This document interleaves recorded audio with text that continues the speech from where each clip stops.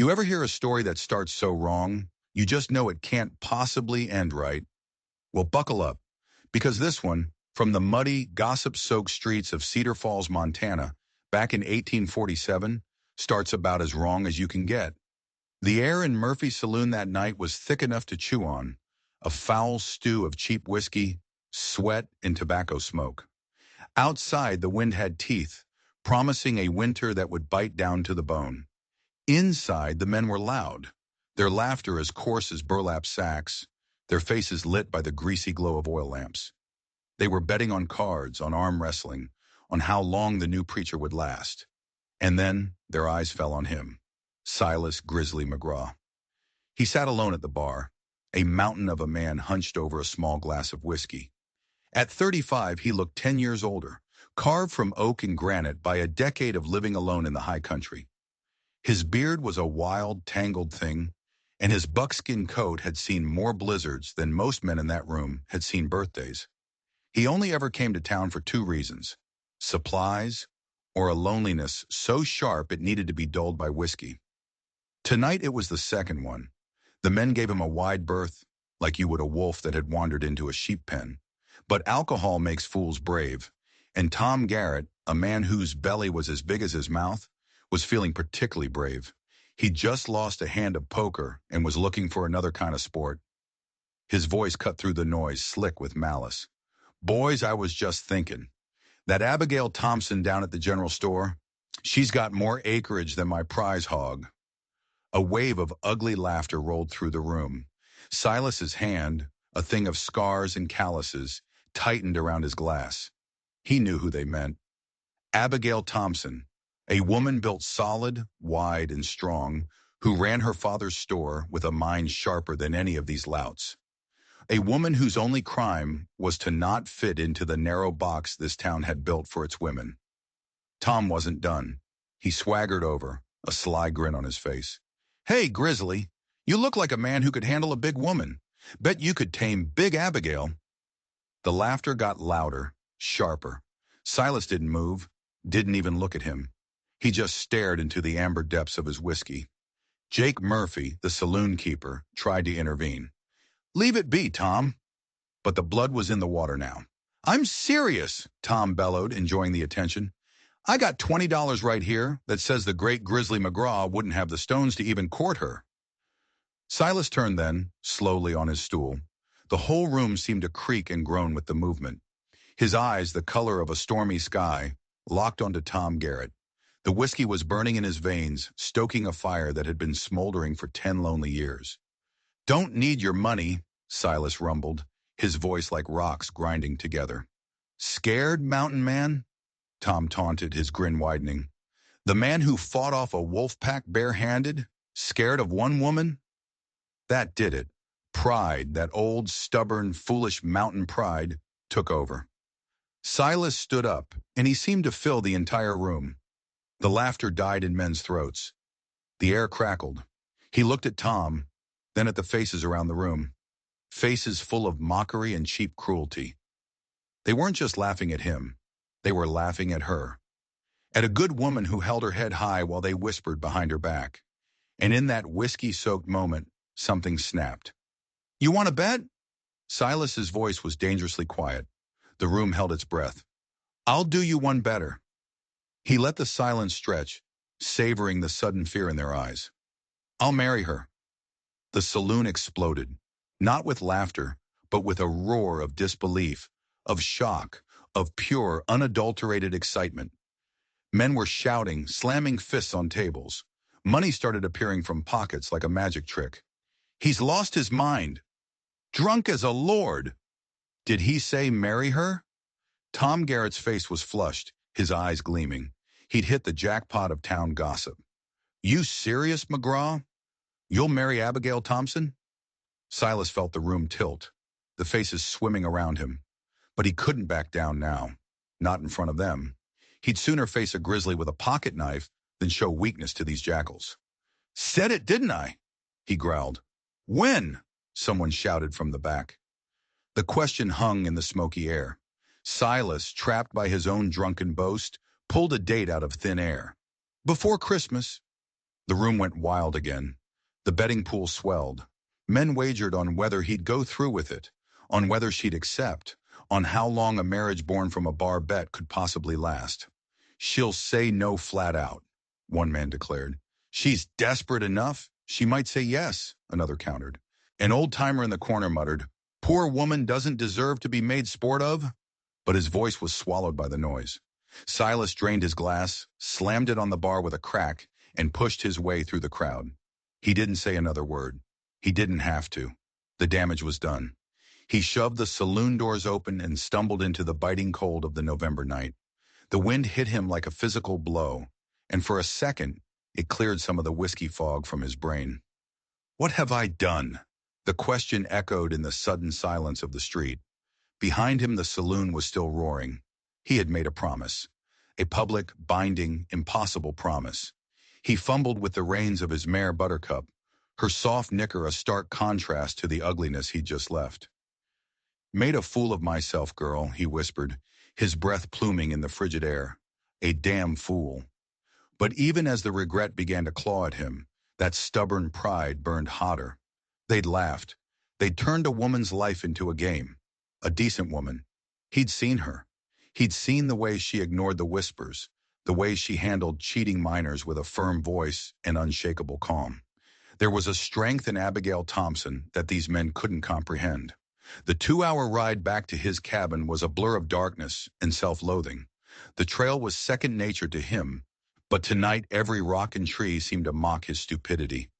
By the time he'd unsaddled Buttercup and stumbled inside, the whiskey had worn off, leaving behind a pounding headache and a dread as cold and heavy as a tombstone. He lit a lamp and looked around the one-room cabin. His home. A bed, a table, 2 chairs, shelves filled with traps and dried goods. It was a place for a man to exist, not to live, and certainly not a place to bring a wife he had won or lost in a bet. He collapsed onto his narrow cot, staring at the rough-hewn beams above. He saw their faces again, the cruel, laughing faces from the saloon, and he saw her face, the one he only knew from a distance, composed, dignified. What would that face look like when she heard what he'd done? "I'll make it right," he vowed to the empty, silent room. Somehow.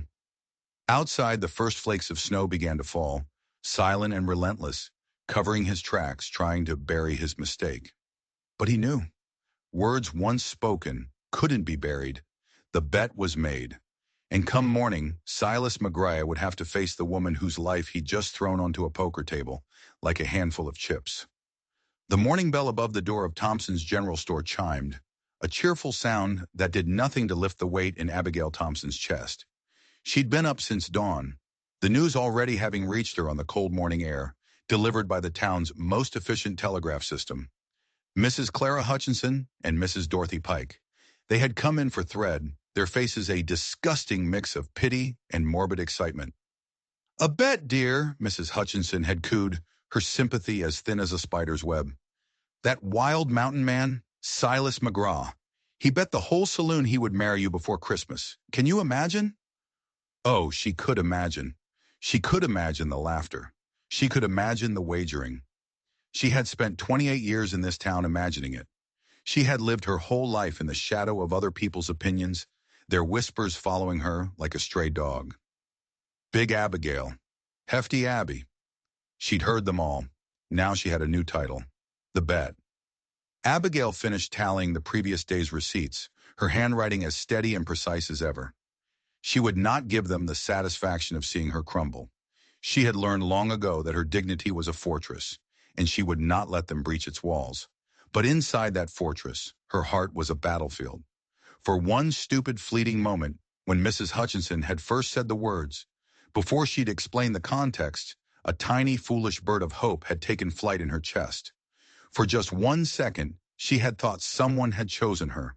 The thought was so painful, so absurd, she almost laughed out loud. The bell chimed again. She schooled her features into a polite, neutral mask and turned from her ledger. It was young Samuel Chen, the stable boy. He was one of the few people in Cedar Falls who always met her eye, who spoke to her as a person, not a caricature. His own mixed heritage made him an outcast, too, and they shared an unspoken understanding. "Morning, Miss Abigail," he said, twisting his cap in his hands. "Mr. Jeffrey needs another sack of oats." "Of course, Samuel." She gave him a genuine smile, a rare thing this morning. As she scooped the oats into a burlap sack, the boy fidgeted. "Miss Abigail, is it true? What they're saying about Mr. McGraw?" She paused, her hand hovering over the barrel. She looked at his earnest, worried face. "What do you think about it, Samuel?" she asked gently. He considered the question seriously. "I think Mr. McGraw isn't a bad man. He's gruff, but he was kind to me once. Some of the older boys were throwing rocks, and he told them off. Proper told them off." Abigail's hands stilled. She remembered that. She had seen it from her store window. Silas McGraw, a giant of a man standing between a frightened boy and his tormentors. "He pays fair for his horseshoeing too," Samuel added. Maybe, maybe he meant it kind, even if it came out wrong. From the mouths of babes, Abigail tied off the sack and pushed it across the counter. "Thank you, Samuel." After he left, she stood in the silence of her store, the scent of oats and leather and dried herbs filling the air. She thought about Silas McGraw. She'd always been a little fascinated by him. He was one of the only men in town who didn't make her feel large. Next to him, she felt normal size. She admired his quiet self-sufficiency, the way he lived life on his own terms, away from the prying eyes of this town. He was always polite, if distant, on his supply runs. He never snickered. He never made jokes. And now he had made her the center of the biggest, cruelest joke of all. The hurt was a physical thing, a heavy, indigestible lump in her gut.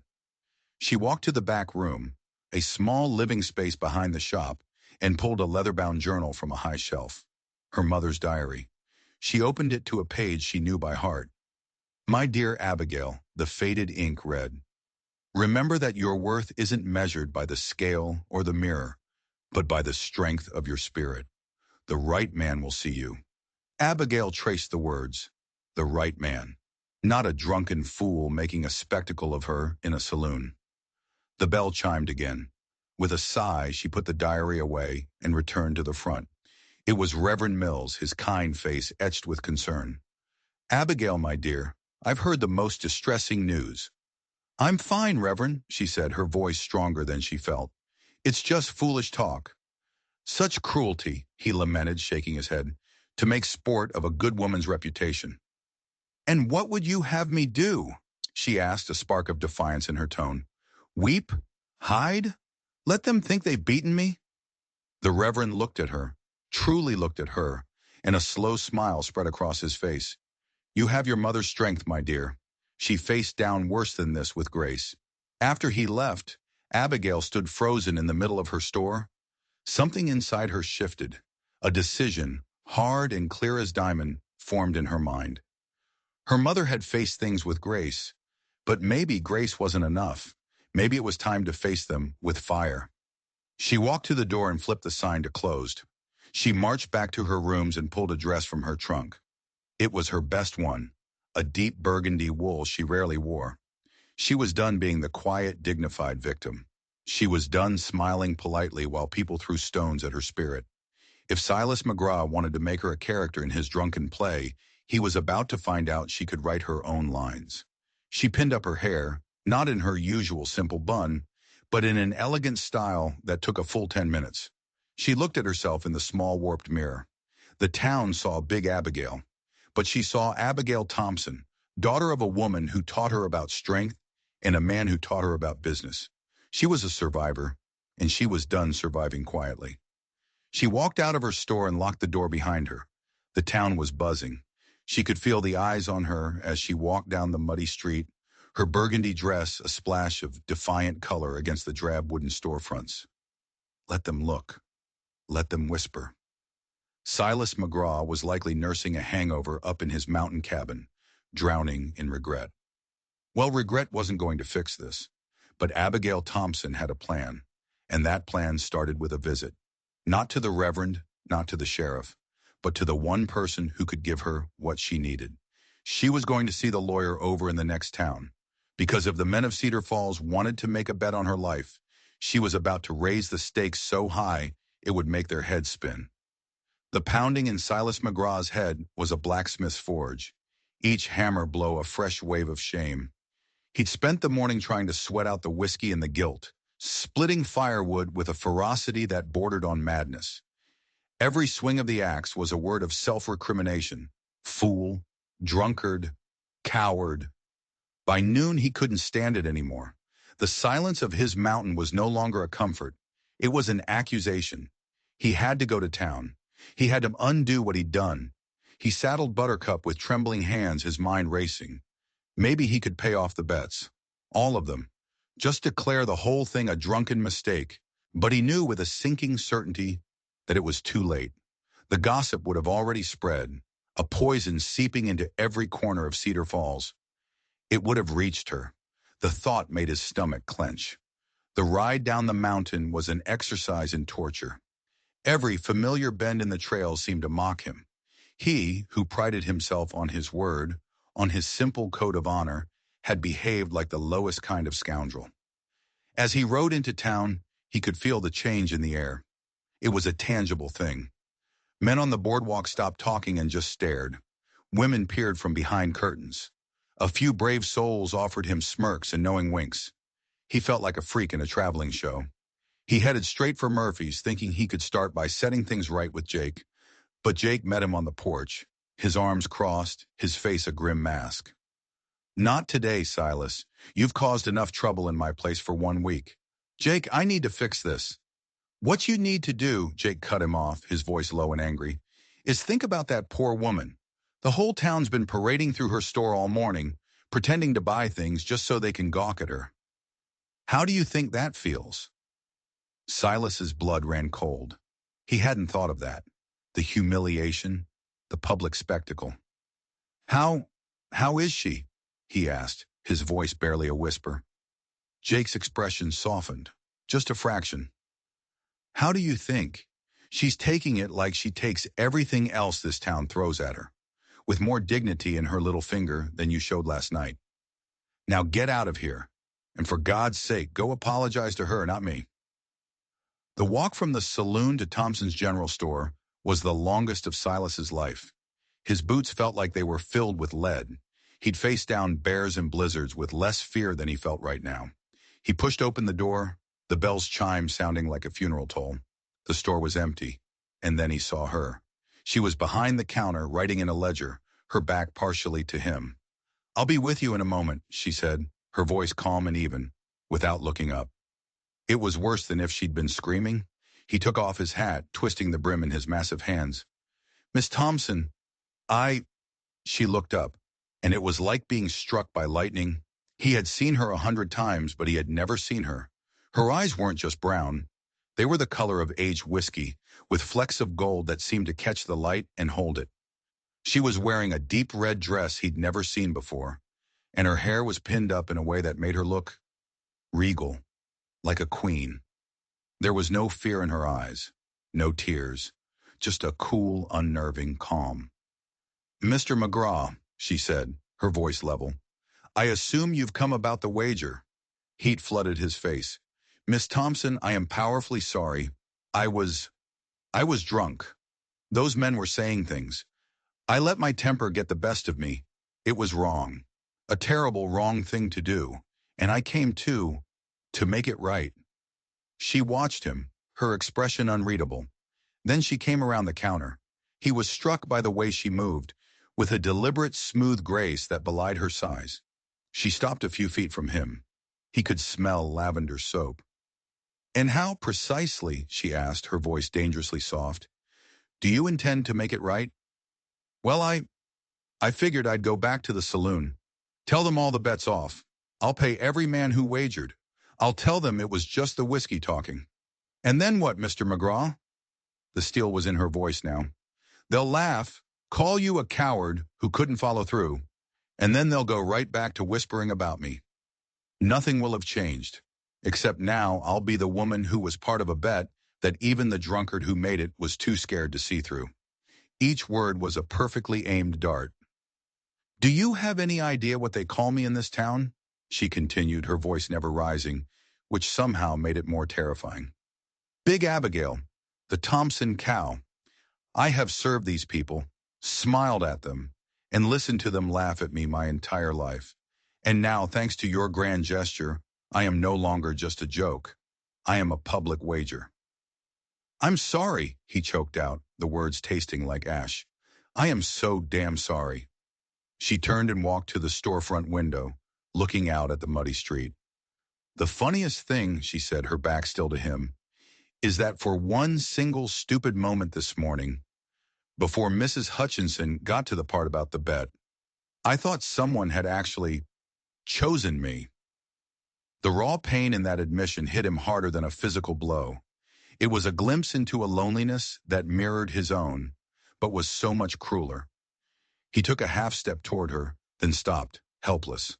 She turned back, and the pain in her eyes had been replaced by something else. Something hard and bright and terrifyingly intelligent.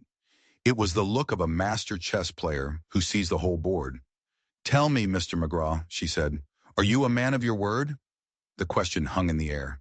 It was the core of him, the one thing he had left. I am, he said, his voice hoarse. Good. She folded her hands in front of her, suddenly all business. Then I have a proposition for you. He stared at her, completely lost. A proposition? You made a public declaration, she stated, as if laying out the terms of a contract. If you back out now, they'll call you a coward. Your reputation in this town will be mud. You'll be the butt of every joke until the mountains crumble. Is that what you want? The same pride that got him into this mess flared up again. I'm no coward. Then prove it. She took a step closer, and the scent of lavender was stronger now. Her whiskey-colored eyes pinned him in place. The bet was that you would marry me before Christmas. His mind reeled. What was she saying? You want me to? No, she cut him off sharply. I want you to honor the spirit of your declaration. I want you to court me. Court you? He stammered, feeling like the world had tilted off its axis. You heard me. A proper courtship. 1 month. You will call on me twice a week. You will take me to dinner at the hotel. You will walk with me after church on Sunday. You will treat me with the respect due to a lady you are intending to marry. Silas could only stare, his jaw slack. Why? Because, she said, her voice dropping, the businesslike tone replaced by a raw, desperate vulnerability that broke his heart. I am tired of being a joke. I want, for once in my life, to walk down the street and have people see a woman who is desired, a woman who is being courted by the toughest man in the territory. It will be a performance, Mr. McGraw, a 1-month play. At the end of the month, we will announce that we have decided we are not suited and we will part ways amicably. The town gets its show. You keep your reputation as a man of his word. And I get 1 month of not being invisible.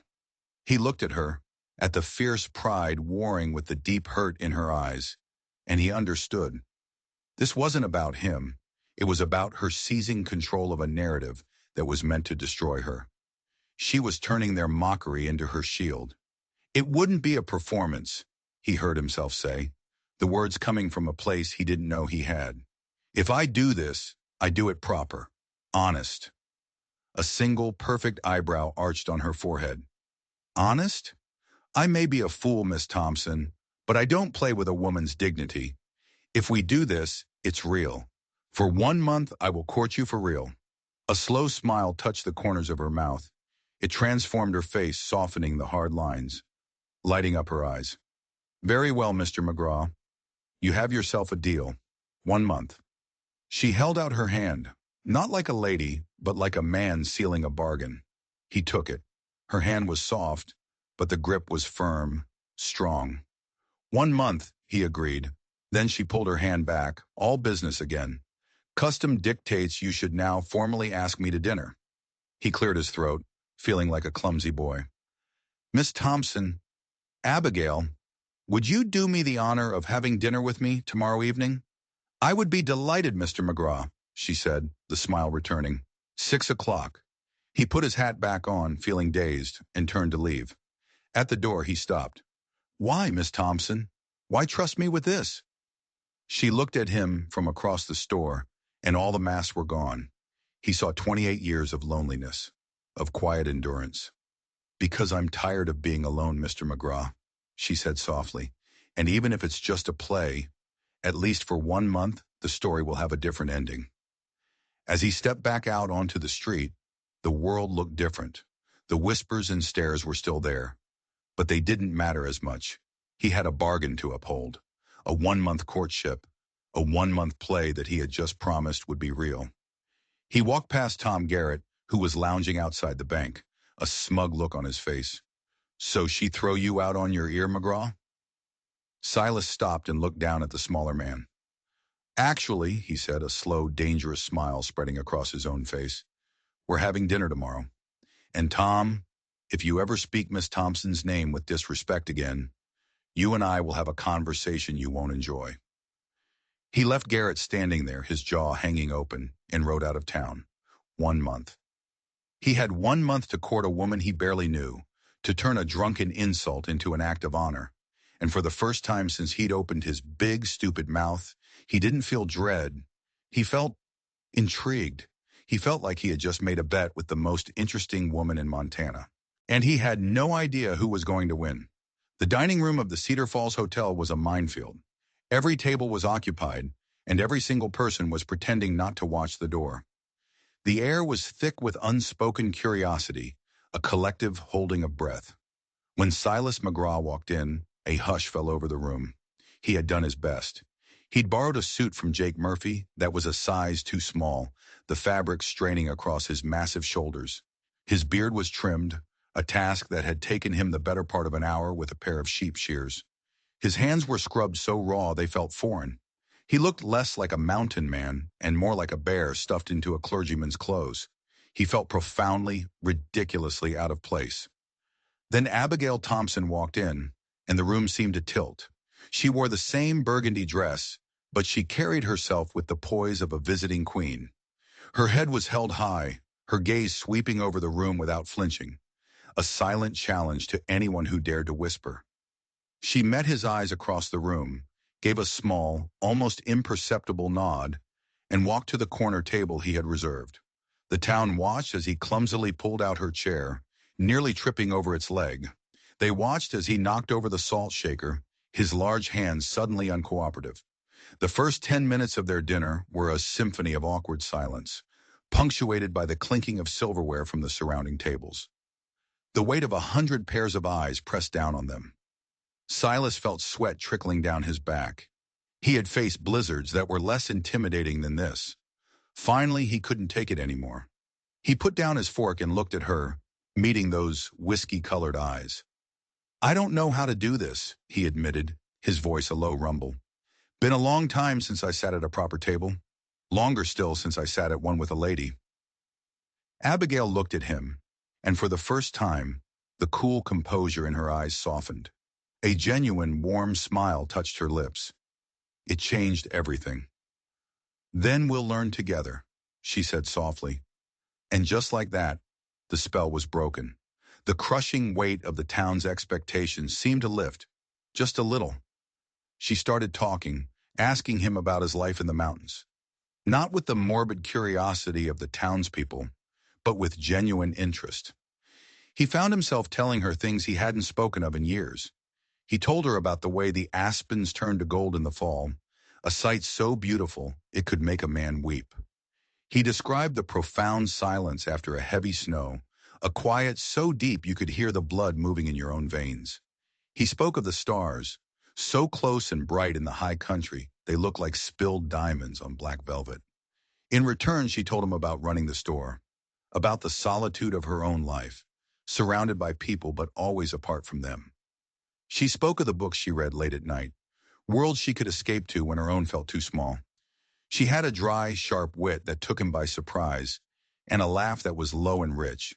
For the first time, he wasn't talking to Big Abigail, the town joke. He was talking to Abigail, a woman of fierce intelligence in a deep, hidden well of loneliness that he recognized all too well. They forgot for a little while that they were being watched. They just talked. Two lonely people finding a fragile, tentative connection in a room full of enemies. The spell was shattered by Tom Garrett. He and his wife were seated at a nearby table, and he'd clearly had enough to drink to feel brave again. As Silas was describing how to track an elk, Garrett's voice, slurred and loud, cut across the dining room. "Still trying to tame her, McGraw? Hope you brought a saddle." The room fell silent again, but this time it was a different kind of silence. It was tense, ugly. Everyone turned to watch. They expected Silas to explode. They expected the grizzly to come out. Abigail's face went pale, her hands gripping her fork so tightly her knuckles were white. But Silas didn't move. He didn't shout. He didn't even look at Tom Garrett. He simply placed his large hand over Abigail's on the table, a small, grounding gesture. Then he slowly turned his head, and his gaze fell on Garrett. His voice when he spoke was not a roar. It was a low, chillingly calm rumble that carried to every corner of the room. "Any man," he said, his eyes like chips of ice, "who can't see the worth and quality of the lady I am dining with is both a fool and a coward, and I would thank you to keep your ignorant opinions to yourself." The silence that followed was absolute. Tom Garrett's face went from red to white. He stammered something, then fell silent under the weight of Silas's stare. Mrs. Garrett looked mortified. Slowly conversations started up again, but they were quieter now, more subdued. Something had shifted in the room. Silas McGraw hadn't acted like a drunken brawler. He had acted like a gentleman, a dangerous one perhaps, but a gentleman nonetheless. He had defended her, publicly, without hesitation. Abigail slowly unclenched her hand from under his. She didn't say anything. She just looked at him, and in her eyes he saw something new. Not gratitude, not pity. It was something closer to wonder. The rest of the dinner passed in a comfortable quiet. When they left, Silas walked her to the door of her rooms behind the store. The street was dark and empty now. "Thank you," she said, her voice soft, for what you said." "I meant it," he replied gruffly. "Good night, Mr. McGraw." "Silas," he corrected her. She smiled. "Good night, Silas." He watched until her door was closed, then walked back to his horse. The town had come to see a circus, a freak show. They'd wanted to see the mountain man and the big woman make fools of themselves. But something else had happened. He had defended her honor, and in doing so, he had somehow, unexpectedly, started to reclaim his own. The courtship was supposed to be a performance, a one-month play. But as he rode back up the mountain under a canopy of diamond-bright stars, Silas had the distinct and unsettling feeling that he had forgotten his lines. Or maybe, just maybe, he was starting to believe them. The next few weeks fell into a strange, new rhythm. Twice a week, Silas would ride down from his mountain. The town still watched, but their watching had changed. The open mockery had been replaced by a grudging curiosity, which slowly, improbably, began to morph into a kind of respect. Their Sunday walks after church became the talk of the town. Silas, looking uncomfortable but resolute in his borrowed suit, would offer Abigail his arm, and they would stroll down Main Street. At first, their conversations were stilted, still feeling the phantom weight of the town's judgment. But as they walked, they would talk, and the world would shrink until it was just the two of them. He told her the names of the mountains that ringed the valley. She told him the names of the families who lived in each house they passed, and the secret histories they held. He learned that she had a surprisingly sharp business sense and a deep love for poetry. She learned that beneath his gruff exterior was a man with a quiet, observant soul who noticed things no one else did. One afternoon, he arrived at her store not for a planned dinner, but just because. He was soaked to the bone from a sudden downpour, and in his hand, he held a bouquet of wildflowers. They were wild columbines, their delicate blue and white petals half crushed from the hard ride in the rain. He stood dripping on her doorstep, looking massive and awkward, and utterly lost. "I saw them on the way down," he mumbled, thrusting the soggy flowers at her. "Thought you might like them." No one had ever brought Abigail flowers before, not once in her 28 years. She took the battered bouquet from his hand, and to her own astonishment, her eyes filled with tears. "Don't cry," he said, alarmed, looking like he was about to bolt. "They're not very good. I can get better ones."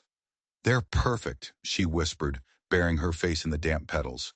And she meant it. They were the most beautiful things she had ever seen. She invited him in, made him a hot cup of coffee, and set his coat to dry by the stove.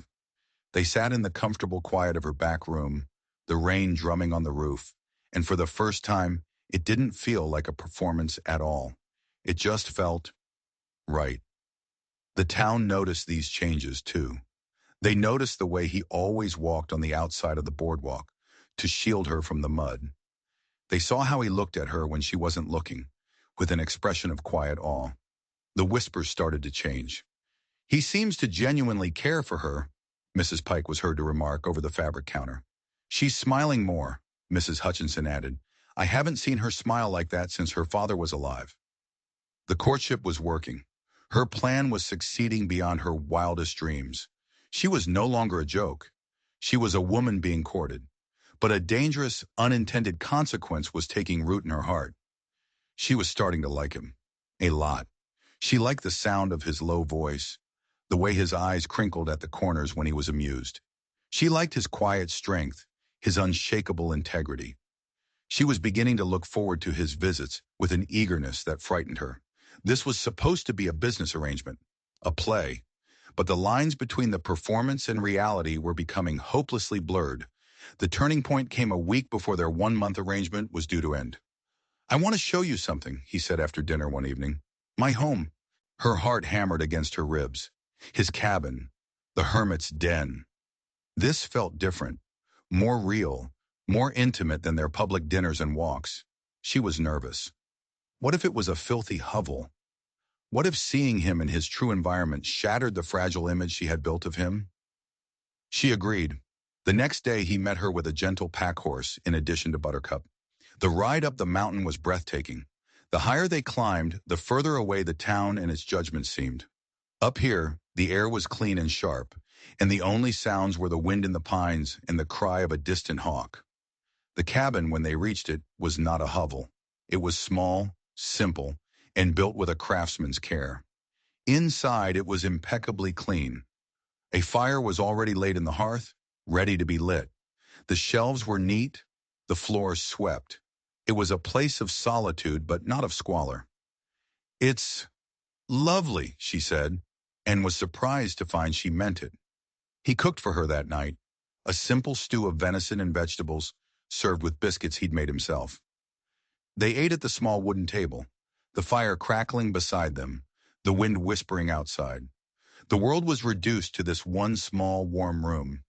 There were no prying eyes, no whispers, just the two of them. After dinner, they sat by the fire, a comfortable silence settling between them. The one-month mark loomed. Soon their play would be over. They would make their polite announcement and go their separate ways. He would return to his mountain, and she would return to her store, back to being just Abigail Thompson. The thought left a hollow ache in her chest. Silas broke the silence, his voice rough with emotion. "I need to tell you something, Abigail." She braced herself. Here it comes. The end of the game. He was going to thank her for her help and say goodbye. "About the bet," he began, and her heart clenched. "I'm glad I made it." She stared at him, confused. "What?" "It was the act of a drunken fool," he said, not looking at her, staring into the flames. "The worst thing I've ever done. But I'm glad. Because if I hadn't been so stupid, so proud, I would have spent the rest of my life up here alone. I would have walked into your store 100 more times and never really seen you." He finally turned to look at her, and the raw emotion in his eyes stole her breath. "And what is it you see now?" she asked, her voice barely a whisper. "I see the strongest, smartest, kindest woman in this entire territory," he said, his voice thick. "I see a woman who took my drunken shame and turned it into her own shield. I see the only person I want to talk to at the end of the day." He reached into his coat pocket and pulled out a small, simple object. It was a ring, a plain gold band. It wasn't fancy. It wasn't covered in jewels, but it was solid and it was real. "This arrangement of ours, this 1 month, it's not enough," he said, his voice shaking slightly. "Abigail Thompson, I didn't know it that night in the saloon, but I know it now. I love you. And if you'll have me, not for a bet, Not for a month, but for real, for the rest of our lives. Will you marry me? The fire crackled, spitting a shower of sparks. The wind howled outside. And in the small mountain cabin, Abigail Thompson looked at the mountain man, the hermit, the grizzly, who was offering her his whole heart. The bet had been that he would marry her, the cruelest joke in the world. But now, kneeling before her in the firelight, he was turning that joke into the most beautiful truth she had ever known. And she knew, with a certainty that shook her to her very soul, that her answer could only be yes. The day of the wedding, December 15th, dawned impossibly cold and bright. A fresh layer of snow had fallen overnight, blanketing Cedar Falls in a pristine, silent white. The town was buzzing. This was it, the final act of the most talked-about courtship in the territory's history. The church was packed. People had come from neighboring homesteads, curious to witness the conclusion of the infamous bet. Some came to gawk to see if the grizzly would actually show up. Others came to whisper. But a surprising number, Abigail noted as she stood in the small vestry, had come as friends. Jake Murphy was there, looking proud. Reverend Mills was beaming. Young Samuel Chen and his mother sat in the front pew, their faces shining with happiness. Abigail looked at her reflection in the small, warped mirror. She was wearing her mother's wedding dress. It was made of simple ivory wool, with delicate lace at the collar and cuffs. Mrs. Chen had altered it for her, her nimble fingers working with a quiet reverence. For the first time, a seamstress hadn't sighed with frustration over her measurements.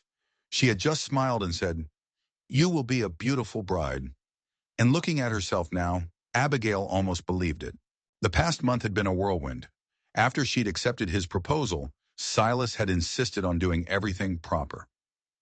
He'd spoken to Reverend Mills, he'd formally announced their engagement, and he'd endured the town's shocked silence, which had slowly given way to a dawning realization that this was impossibly real. He had silenced the last of the doubters, not with threats, but with the undeniable sincerity of his devotion to her. Tom Garrett was in the church, sitting in a middle pew with his wife, his face a sour mask of defeat. He had lost a significant amount of money on the bet, but he had lost something more valuable, his standing as the town's lead gossip. He had been so sure it was a joke, and now the punchline was a wedding. When the organ began to play, Abigail took a deep breath. She had insisted on walking down the aisle alone. She had stood on her own for 28 years. She could take these last few steps by herself. As she entered the sanctuary, a hush fell over the congregation. Every eye was on her. She saw the curiosity in their faces, the surprise. But as she walked, she saw it change to something else, wonder. And then she saw Silas waiting at the altar. He wasn't wearing the too-tight borrowed suit anymore. He'd had one made, of dark, fine wool that fit his broad frame perfectly. His beard was neatly trimmed, his hair slicked back. But it was the look in his eyes that made her heart stop. He was looking at her as if she were the first sunrise after a lifetime of darkness. The love in his gaze was so powerful, so real, it was a physical force. In that moment, the rest of the world fell away. There were no whispers, no bets, no cruel jokes. There was only Silas. She reached the altar, and he took her hand. His was trembling slightly. She squeezed it, a silent message of reassurance. Reverend Mills began to speak. "Dearly beloved," he said, his voice ringing with emotion, "we are gathered here today to witness something extraordinary, a testament that the human heart can find its way through the darkest of foolishness to the brightest of lights. What began in jest has become genuine. What was born of mockery has blossomed into mutual respect, and now into true and abiding love." Abigail barely heard the rest of the sermon. She was lost in Silas's eyes. When it came time for the vows, his voice was a low, rough thing, thick with unshed tears. "Abigail Thompson," he began, his grip on her hands tightening, "I vow to love you, to protect you, and to cherish you. I promise to see you, to really see you, every day for the rest of our lives. I promise to be the man you deserve, even when I fall short. And I promise you will never, ever be alone again." When it was her turn, her own voice was clear and steady, filled with a certainty that came from the very core of her being. "Silas McGraw," she said, looking into the face of this wild, gentle man who had changed her world. I vow to love you, to stand by your side, and to build a life with you. I promise to see the good and honorable man I know you to be. I promise to make our home a sanctuary from this world's coldness, and I promise to face whatever comes, as long as I am with you. Young Samuel Chen brought the rings forward on a small satin pillow. They were simple silver bands, nothing more. As Silas slipped the ring onto her finger, he whispered, "It's not much." "It's everything," she whispered back. "Then by the power vested in me," Reverend Mills declared, wiping a tear from his own eye, "I now pronounce you husband and wife. Silas, you may kiss your bride." For a second, Silas just looked at her, a kind of reverent awe on his face. Then Abigail, ever the practical one, took matters into her own hands. She reached up, cupped his bearded face in her palms, and kissed him soundly. The church erupted, not with laughter, but with cheers and applause. It was a sound of genuine, heartfelt celebration. As they walked back down the aisle, hand in hand, husband and wife, Abigail felt a sense of peace settle over her that she had never known. They had done it. They had taken the ugliest thing imaginable, a cruel, drunken bet, and transformed it into something beautiful and strong. Outside, the snow had begun to fall again, the flakes drifting down like a blessing. As Silas helped her into the wagon that would take them up the mountain to their new life, he wrapped his heavy coat around her shoulders. "Are you happy?" he asked, his voice low and urgent. She looked up at him, at her husband. "Happier than I ever knew it was possible to be." "Good," he said, pressing a kiss to her forehead, "because you deserve all the happiness in the world, Abigail McGraw. You always have." Mrs. McGraw. She was Mrs. McGraw, the woman who married the mountain man because of a bet. That would always be the start of their story. But standing there in the falling snow with her husband's arm around her, Abigail knew the truth. The bet wasn't the story. It was just the preface. The real story, their story, was just beginning. And as the wagon pulled away, leaving the town of Cedar Falls and all its ghosts behind, she knew it was going to be a beautiful one. The ride up the mountain was a journey into a different world. As the sounds of Cedar Falls faded behind them, replaced by the soft crunch of the wagon wheels on snow and the sigh of the wind in the pines, Abigail felt a lifetime of weight slide from her shoulders. She was leaving behind the whispers, the stares, the suffocating judgment of a town that had never understood her. She was heading home. When the cabin came into view, nestled in a grove of aspens and looking sturdy and welcoming against the snow, Silas pulled the horses to a halt. He looked at her, a flicker of his old anxiety in his eyes. "I know it's not much," he said, the words a familiar refrain. Abigail turned to him and placed a hand on his cheek. "It's not much, and Silas. It's everything. It's ours." He helped her down from the wagon, his hands strong and gentle at her waist. Inside, he had prepared. A fire roared in the hearth, casting a warm, dancing light across the single room. He had laid fresh pine boughs on the mantel, and their clean, sharp scent filled the air. It was a bachelor's home, simple and spare, but it was clean and solid and filled with a sense of peace. "I'll get our thing," he said, turning to go back outside. "No," she said gently, stopping him with a hand on his arm. "We'll get our things. I'm not a guest anymore." That first night, they moved around each other in a slow, careful dance of new beginnings. She unpacked the few things she had brought with her, a stack of books, her mother's quilt, a small daguerreotype of her parents. As she placed the photo on the mantel, she felt a profound sense of coming full circle. Her mother's words echoed in her mind. "The right man will see you," and he had. He truly had. She had also brought a surprise, a chess set, its pieces hand-carved from dark and light wood. "My father taught me," she explained, setting it up on the small table between their chairs. "Do you play?" "Haven't in years," he admitted, "but I'd like to learn again." They played by the firelight, the only sounds the crackle of the flames and the soft click of the wooden pieces. She beat him easily the first game, her mind sharp and strategic.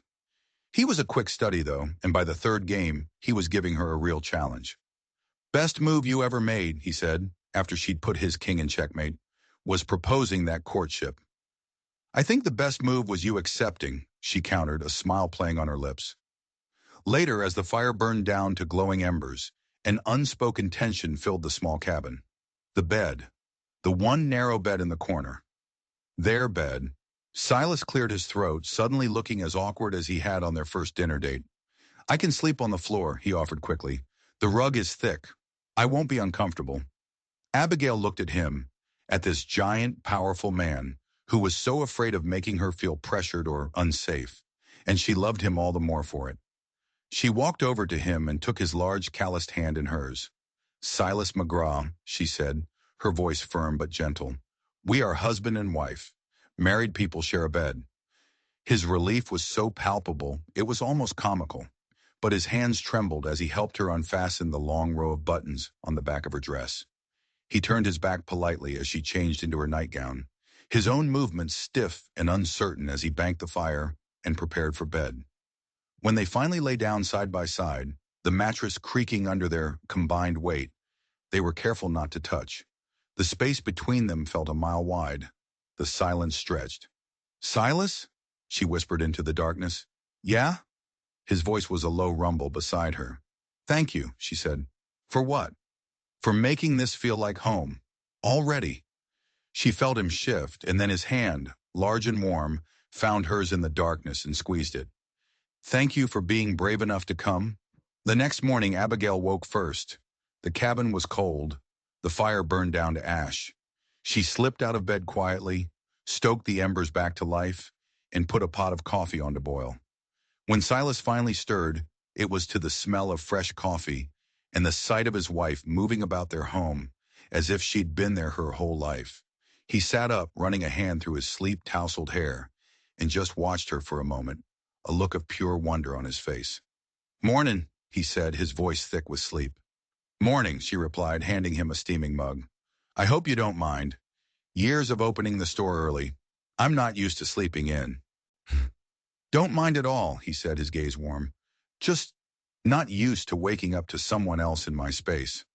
She smiled, a real happy smile that lit up her whole face. Our space, she corrected him gently. It's going to take some getting used to. For both of us. That first week was a master class in adjustment. She discovered that living with a mountain man was nothing like living in town. He taught her how to read the weather in the clouds, how to distinguish the tracks of a deer from those of a wolf. She, in turn, taught him the quiet joys of a home filled with conversation and laughter. She organized his pantry, sewed curtains for the single window, and filled the cabin with the scent of baking bread. He had been surviving. She was teaching him how to live.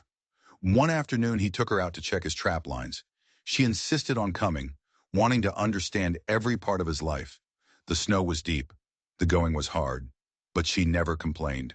She watched, asked intelligent questions, and learned quickly. He was stunned by her stamina. The town saw her as soft, but up here her true strength was revealed. She was strong, capable, and utterly fearless. That evening, as they sat by the fire, exhausted and content, he looked at her with new eyes. You're taking to this life, he said, a note of awe in his voice. It makes sense up here, she replied, her cheeks rosy from the cold. In town, there were 1,000 rules about what a woman like me should and shouldn't be. Up here, there's only what needs doing, and we do it together. He reached across the small space between them and took her hand. The awkwardness of their wedding night was gone, replaced by a deep, comfortable intimacy. Together, he repeated, his voice thick with emotion. He knew then that he hadn't just gained a wife. He had found a partner. And as the winter snows deepened outside their small, sturdy cabin, they began the real work of building not just a marriage, but a life. One that was stronger and more beautiful than either of them had ever dared to imagine. The heart of winter descended on the mountain, isolating them in a world of white and silence. The days grew short, the nights long and bitterly cold. For any other couple, such close confinement could have been a recipe for disaster. For Silas and Abigail, it was a crucible that forged their bond into something unbreakable. They discovered the rhythms of each other's lives. He learned that she hummed, a low, tuneless sound, when she was concentrating on her sewing. She learned that he talked in his sleep, muttering about trap lines and weather fronts. They fell into a comfortable routine. Mornings were for chores, afternoons for projects, and evenings were for them. The chess set became a nightly ritual. He was a surprisingly good player, with a bold, aggressive style that was a direct contrast to her careful, strategic mind. Their games were battles of will, filled with teasing and laughter. And after chess, they would read. Abigail had brought a small collection of books, and they took turns reading chapters aloud by the firelight. Through the pages of Shakespeare and Dickens and James Fenimore Cooper, they traveled to distant lands and different times, their small cabin becoming a gateway to the entire world. It was during one of these readings that Silas revealed a part of himself he had kept hidden from everyone for a decade. Abigail was reading a poem, and he remarked, "The rhythm is off in the third stanza." She looked at him, surprised. "How would you know?" He was quiet for a long moment, staring into the fire. "Because I used to teach it," he said, his voice barely a whisper. "I was a school teacher, back in Illinois." The story came out in a slow, painful rush. He told her about his life before the mountains, about the small schoolhouse with 20 students. And he told her about Sarah, his fiancée, a sweet, gentle girl who had died of a fever 2 weeks before their wedding day. After she was gone, he said, his voice rough, the world just lost its color. I couldn't stay there. So I came west. Just kept walking until I found a place that was as empty as I felt inside. Abigail didn't offer empty platitudes or easy comfort. She simply moved closer, took his hand, and held it, sharing his silence, letting him know he wasn't alone with his ghosts anymore. In return, she shared her own story of heartbreak, the handsome young bank clerk who had courted her when she was 18, only to drop her for a prettier, slimmer girl. "For years, I thought my life ended that day," she confessed. "I thought no one would ever want me. But now I think he did me a favor. If he hadn't broken my heart, I never would have come to this mountain. I never would have found you." They were two people defined by loss who had sought refuge in solitude. And in each other, they had found not just love, but a profound and healing companionship. They had taken their two empty halves and made a beautiful, complete whole. Their first real test as a couple came in late March. A sudden, violent blizzard blew in without warning, turning the world into a churning vortex of white. Silas had gone to check his farthest trap line that morning, a 4-hour journey. He had promised to be back by mid-afternoon. When the storm hit, Abigail's blood ran cold. She paced the cabin like a caged animal, her ear tuned to the scream of the wind, praying for a sound that wasn't there. Hours passed. Darkness fell. The storm raged and Silas did not return. Just as she was about to give in to despair, a faint thump sounded against the door. She threw it open, and he collapsed into the room, a frozen specter, half dead. His beard was a solid block of ice, and he was holding his left arm at a sickeningly unnatural angle, his face gray with pain. "Fell," he managed to gasp through chattering teeth. "Arm's bad." Her training as a storekeeper, her years of calm practicality, took over. She half dragged him to the fire, cut away his frozen clothes, and wrapped him in every blanket they owned. The arm was clearly broken. The nearest doctor was a 2-day ride away in good weather. In this storm, he might as well have been on the moon. "Tell me what to do," she commanded, her voice shaking but firm. Gritting his teeth against the pain, he guided her. How to find straight branches for a splint, how to tear her petticoat for bindings. And then came the worst part. "It has to be pulled straight first," he said, his face slick with sweat. You have to do it." She looked at his mangled arm, then at his face, and saw the absolute trust in his eyes. She took a deep breath, positioned herself as he instructed, and pulled. The sound he made was a raw, strangled cry of agony that would echo in her nightmares for years. But the bone was set. She worked quickly, her hands surprisingly steady, splinting and binding the arm until it was secure. He passed out from the pain, but not before whispering, "Good job, Abby. Good job." The storm lasted for 2 more days. Silas drifted in and out of a fevered delirium. Abigail became his nurse, his guardian. She bathed his face, forced broth between his lips, and never left his side. She was no longer just his wife. She was his lifeline. On the third morning, the storm broke. The sun rose on a world transformed, silent and sparkling under a thick blanket of new snow. Silas's fever had broken with it. He woke to find her asleep in a chair by his bed, her hand still clutching his. "Abigail," he whispered. Her eyes fluttered open. "You saved my life," he said, his voice weak but clear. "I would have died out there." "Hush," she said, her own voice thick with emotion. "It's true," he insisted. "And then you set my arm better than any doctor could have. Where did you learn to be so strong?" She managed a small, watery smile. "I had a good teacher, a stubborn mountain man who taught me that you just do what needs to be done." He pulled her closer with his good arm, his gaze intense.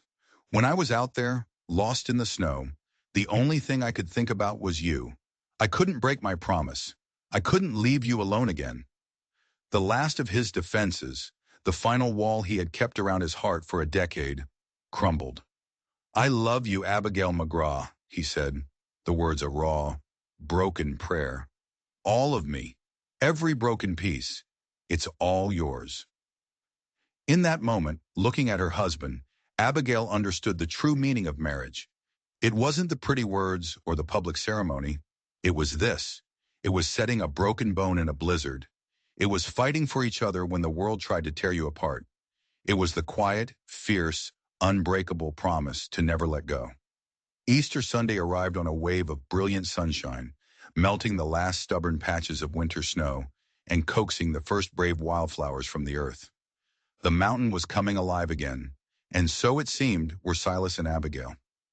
His arm had healed, leaving him with a new respect for his wife's grit. Their shared ordeal had burned away any lingering awkwardness, leaving behind a partnership that was as solid and dependable as the mountain itself. "Let's go to town," Abigail suggested one morning, "for the Easter service. It's time." Silas was hesitant. They hadn't been back to Cedar Falls since their wedding day. Their mountain home had become their entire world. But he saw the look in her eyes. Not a need for approval, but a quiet desire to close a chapter. "All right," he agreed. "Let's go show them what a failed bet looks like." Their arrival in town created a stir, but it was a different kind of stir than before. As they walked toward the church, Silas in his wedding suit and Abigail in a simple blue dress that matched the sky, people didn't whisper and point. They stopped and stared, a kind of stunned respect on their faces. Abigail looked different. Her face, thinned by the hard work of winter, was radiant. She moved with a newfound confidence, her head held high, her hand resting comfortably in the crook of her husband's arm. They looked against all odds like they belonged together. Inside the church, they took a seat not in the back, but in the middle, a quiet declaration that they were no longer hiding. The most shocking moment came before the service began. Tom Garrett approached them, his hat in his hands, his face a mixture of shame and awe. "McGraw," he mumbled, unable to meet Silas's eye. "Mrs. McGraw." He cleared his throat. I owe you both an apology. What I did back in November, it was a cruel thing, a wrong thing. I'm sorry." Abigail looked at the man who had inadvertently started her new life, and she felt not anger, but a strange sort of pity. "Thank you, Tom," she said, her voice filled with a grace he didn't deserve. "We accept your apology."